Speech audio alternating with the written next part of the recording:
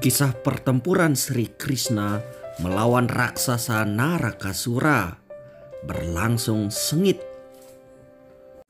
Dalam kitab Bhagavata Purana diceritakan bahwa Narakasura dari kerajaan Pragyotisa mengalahkan Dewa Indra, yaitu pemimpin para dewa.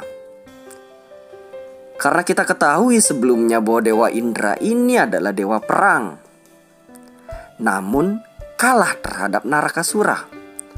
Lalu Dewa Indra mengadukan hal tersebut kepada Sri Krishna, sehingga Sri Krishna menyerbu Pragyotisa dengan angkatan perangnya.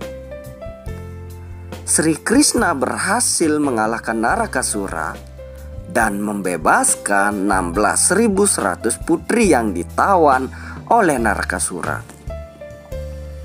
Selanjutnya Sri Krishna menikahi 16.108 putri, dan 8 di antaranya adalah yang terkemuka dan disebut dengan istilah Astabarya, yaitu Rukmini, Satyabhama, Jambawati, Kalindi, Mitrawrinda, Nagnajiti, Badra, dan Laksana. Sri Krishna menikahi 16.100 putri yang merupakan tawanan raksasa Narakasura untuk mengembalikan kehormatan mereka. Sri Krishna berjasa karena membunuh raksasa tersebut dan membebaskan mereka.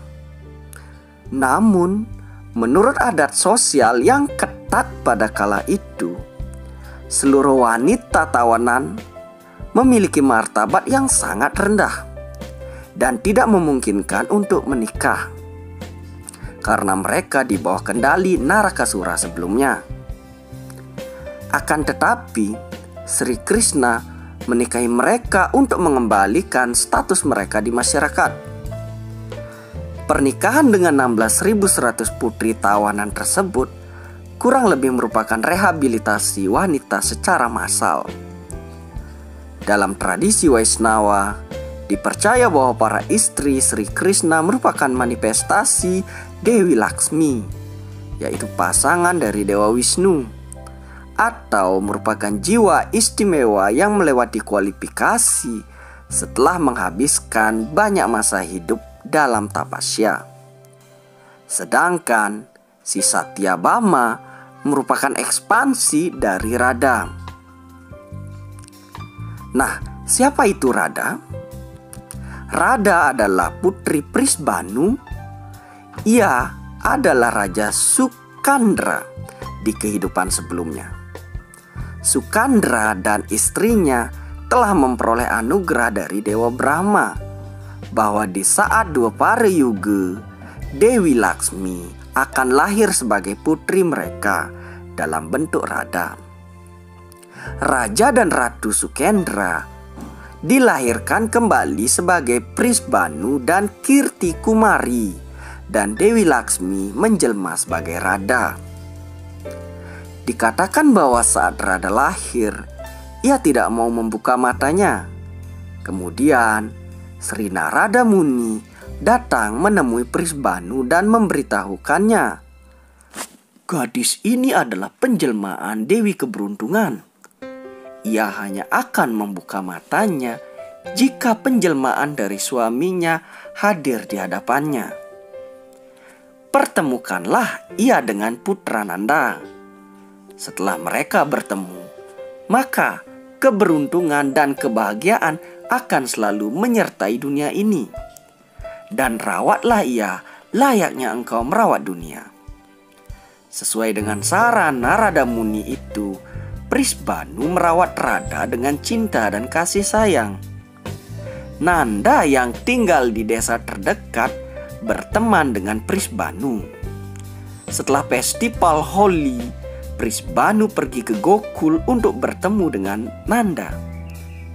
Prisbanu mengajak serta Radha yang masih bayi dan masih tidak mau membuka matanya.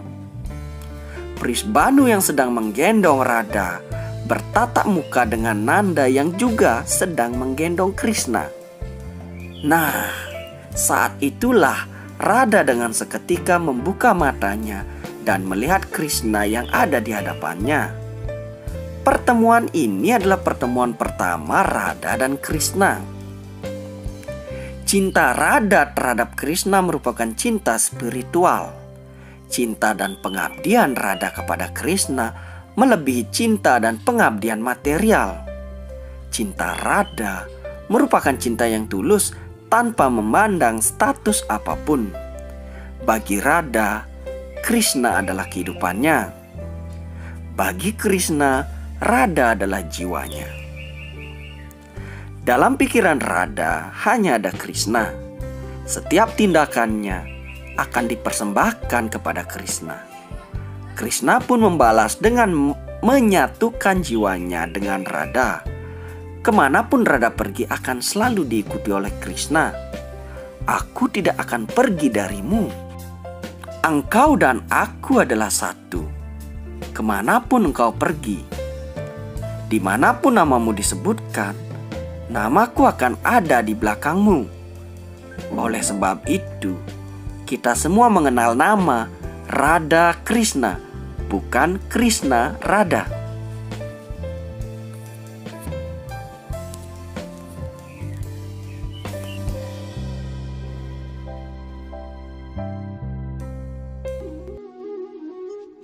Nama lain dari masa depan itu sendiri adalah perjuangan. Dan bila keinginan dari hati tidak pernah terpenuhi, maka hati pun merencanakan masa depannya. Dia terus membayangkan tercapainya keinginan di masa depan nanti. Tapi dalam hidup, hidup tidak hanya ada di masa depan atau di masa lalu. Hidup juga ada di masa sekarang ini. Dengan kata lain, hidup di masa sekarang ini adalah inti sebenarnya dari kehidupan. Tapi meski sudah mengetahui hal ini, kita tidak bisa mengerti kebenarannya. Entah apakah kita hanya menyerapnya begitu saja di masa lalu, atau terus berencana untuk masa depan dan dalam kehidupan kita. Kehidupan berjalan terus. Kalau kita bisa menerima kehidupan yang utama, maka kita bukan hanya tidak bisa melihat masa depan atau membentuk masa depan itu. Tapi yang bisa kita lakukan adalah menyambut masa depan itu dengan kesabaran dan keberanian. Lalu menyambutnya dengan tangan terbuka. Semoga setiap peristiwa kehidupan dipenuhi dengan vitalitas. Pikirkanlah hal itu.